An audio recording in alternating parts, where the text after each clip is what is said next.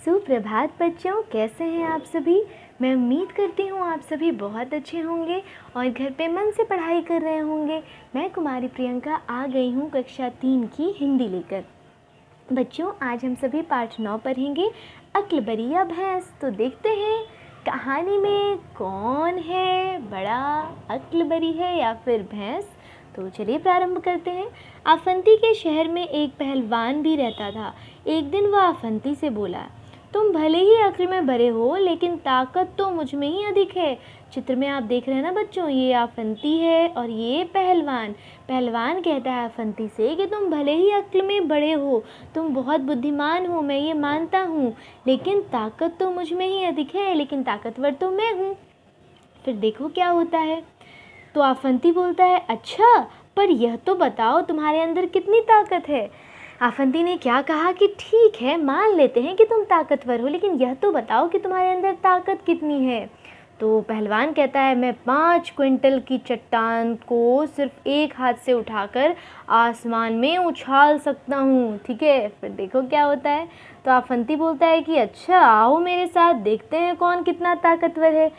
तो पहलवान कहता है, ठीक है, चलो देखते हैं कि कौन कितना ताकतवर है। अब देखो क्या होता है। आफंती पहलवान को शहर की 4 दीवारी के पास ले गया। देख रहे हो ना, 4 दीवारी है, ये चारों ओर दीवार है, दीवार। उसने कहा, क्या कहा? आफंती ने पहलवान से कहा, ज़रा इस रुमाल को दीवार के पार फेंक कर दिखाओ, ज़रा इस रुमाल को इस दीवार के उस पार फेंक कर दिखाओ। पहलवान हंसने लगा। ठीक है, उसने कहा, यह भी कोई बड़ी बात है क्या? पहलवान ने रुमाल उठाकर पूरी ताकत लगाकर ज़ोर से फेंका, है ना, पूरी ताकत लगाकर ज़ोर से फेंका। लेकिन फिर क्या हुआ? लेकिन रुमाल वहीं गिर पड़ा, रुमाल फिर वहीं गिर पड़ा। आफंती ठहाका मारकर हंस पड़ा। आफंती बहुत हंसने लगा। उसने कहा कि यही है तुम्हारी ताकत, अब मेरी ताकत देखो, अब मेरी ताकत देखो। फिर देखो क्या होता है।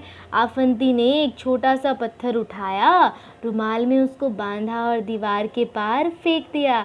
आफंती ने अपना दिमाग लगाया, उसने अक्ल दोहराई और उसने क्या किया, रुमाल में एक छोटा सा पत्थर बांध दिया। ठीक है, और फिर उसने रुमाल को बड़े आराम से दीवार के उस पार फेंक दिया।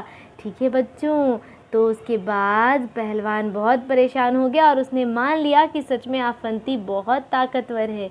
बच्चों, इस कहानी के लेखक हैं शिवेंद्र पांडित्य। ठीक है, तो इस कहानी से यही सीख मिलती है कि ताकत कितनी भी अधिक हो, आपके पास अक्ल का होना बहुत ज़रूरी है। आप किसी भी काम को अपने दिमाग से करें, अपने दिमाग को ज़रूर लगाएं। ठीक है, सिर्फ ताकत से कुछ नहीं होता है, हमेशा अपने अक्ल को ज़रूर लगाना चाहिए। ठीक है बच्चों, इसीलिए अपने बुद्धि का प्रयोग पहले करें, ताकत का बाद में। ठीक है, तो चलिए आगे बढ़ते हैं। इस कहानी को अब पढ़ते हैं जो चैप्टर 9 में है, कब आऊँ। कहानी का नाम है कब आऊँ। कब आऊँ, बताओ कब आऊँ, देखते हैं कब आऊँ। चलो। अवंती ने एक छोटी सी रंगाई की दुकान खोली और गांव वासियों के लिए कपड़ा रंगना शुरू कर दिया। अवंती नाम का एक व्यक्ति था। ठीक है, उसने एक रंगाई की, पेंटिंग की, कपड़ों को जो लोग पेंट करते हैं, ठीक है, रंगाई की एक दुकान खोली और गांव वासियों के लिए कपड़ा रंगना शुरू कर दिया। सब लोग उसकी रंगाई की प्रशंसा करने लगे। सभी लोग उसकी रंगाई से काफ़ी प्रसन्न थे, बहुत खुश थे। वो बहुत अच्छा रंगता था कपड़ों को, है ना। धीरे धीरे उसकी दुकान चल निकली। उसकी दुकान चल निकली का मतलब बहुत प्रसिद्ध हो गई। कई लोग आते थे उसकी दुकान पे रंगाई करवाने के लिए। अवंती की प्रशंसा सुनकर एक सेठ को बहुत ईर्ष्या महसूस होने लगी। पूरे गांव में अवंती की चर्चा होने लगी कि अवंती बहुत अच्छा काम करता है। यह सब सुनकर एक सेठ था, देख रहे हो ना, यहाँ पे सेठ है, ये एक सेठ था। इसको बहुत ईर्ष्या, बहुत जलन होने लगी कि अरे ये कौन है अवंती जो इसकी इतनी तारीफ हो रही है। देखो फिर क्या होता है कहानी में। अवंती को परेशान करने के लिए वह सेठ कपड़े का एक छोटा टुकड़ा लेकर अवंती की दुकान में जा पहुंचा। दरवाजे के अंदर घुसते ही सेठ बुलंद आवाज में बोला, अवंती, ज़रा यह कपड़ा तो अच्छी तरह से रंग दो, मैं देखना चाहता हूँ तुम्हारा हुनर कैसा है। सेठ ने कहा, अवंती इस कपड़े को अच्छे से रंग दो, मैं तुम्हारा कला देखना चाहता हूँ, मैं देखना चाहता हूँ कि तुम कितना अच्छा रंग सकते हो। तुम्हारी काफ़ी तारीफ़ सुनी थी, इसीलिए आया हूँ, तुम्हारे बारे में काफ़ी कुछ सुन रखा है मैंने, ठीक है, इसीलिए तुम्हारे पास आया हूँ। अवंती ने सेठ जी से पूछा, सेठ जी इस कपड़े को आप किस रंग में रंगवाना चाहते हैं?